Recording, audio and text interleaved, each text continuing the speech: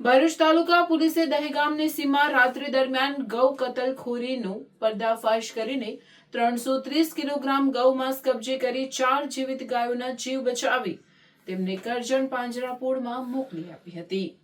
ભરૂચ તાલુકાના in charge PI VR ભરવાડની ટીમે સતત દેખરેખ રાખી કામગીરી કરી હતી, જેમાં માહિતી મુજબ દહેગામના પાતળ કુવા ફળિયામાં રહેનાર મુનાફ મુસા કાળાના રહેણાંક નીચે આવેલા ભેંસોના તબેલામાં ગૌ કતલખોરી ચાલી રહી હોવાનું જાણવા મળ્યું હતું.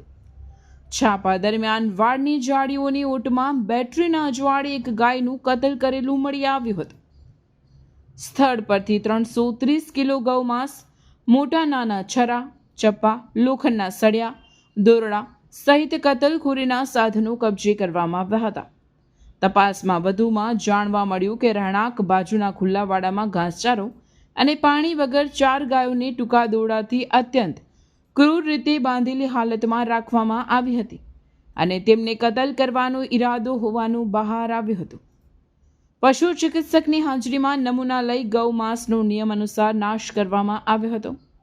પોલીસે ઘટના સ્થળેથી મોહમ્મદ સૈદ મુનાસ મુસા કાળાને ઝડપી પાડ્યો હતો, જ્યારે મુખ્ય આરોપી મુનાફ મુસા કાળા તથા કતલ કામ કરતા 2 અજ્ઞાત મજૂરો ફરાર છે.